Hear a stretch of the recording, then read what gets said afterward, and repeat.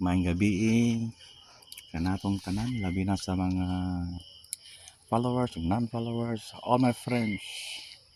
I love you all. Aniya ako'y bagong project karon nga akong gihimo. Ang ako nga nag-scroll makaingon ta nga atong makita nga murag duwa, murag way bili, pero sa pagkatinuod lang gitrabaho ko ning usa ka bato nga pyrite stone. Paghuman sa project now atong makita, happy ko nga nagtan-aw nga nagtuo nga akong luha tungod kay kining project ka gibuhat ko kini sangitanan sa amuang pamilya. Ang among pamilya, bisag wa mo mangutana mga friends, ma'am, sir, sorry kayo. Mutug-an ako tinuod, pwede yung pagkalisura. Ang ipakita sa mga pamilya, ulo na lang ang nigimaw, samtang ang lawas na wala. Maskin ulo na lang ipakita, nakigbisog pag yun.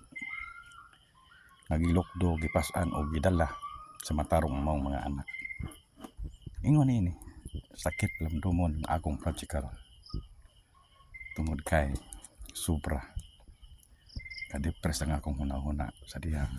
Nakita na ko ang akong project kanon. Ingon ini simple kay tanawon pero grabe ang kahulugan. Dili sa tanan nga bisa mawa payati. Ang lawas ug ulo na lang nigimaw nga dili nato masulba ang atong problema. Uban sa mga pag-ampo sa Dios. Salig lang ni Ginoong Kristo, buhing Dios. Buhing Dios natong tanan. Ang problema na naay kasulbaran. Ingon ini. Simple. Pero taas kaayo ug kahulugan. Alang sa nakarelate sama sa akong isikaingon, salamat kayo sa inyong pagtanaw. Ug ingon ini atol nang idugtong diya aron mahatagan na siya ug lawas. Simple apa na puno sa maong kahulugan. Atong kwaon ug atong tukion na siya gamay sudlanan diha.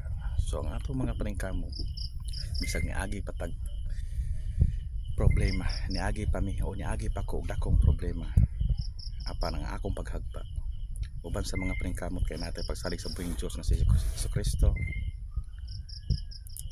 Buhing Dios natong tanan anaagi di ay kasulbaran. Amen. Daghang salamat sa inyong pagtanaw ng akong project o manginaot ko nga matagan o kahulugan sa nga matured ng mga panghuna-huna sa nakarelate lang. Salamat.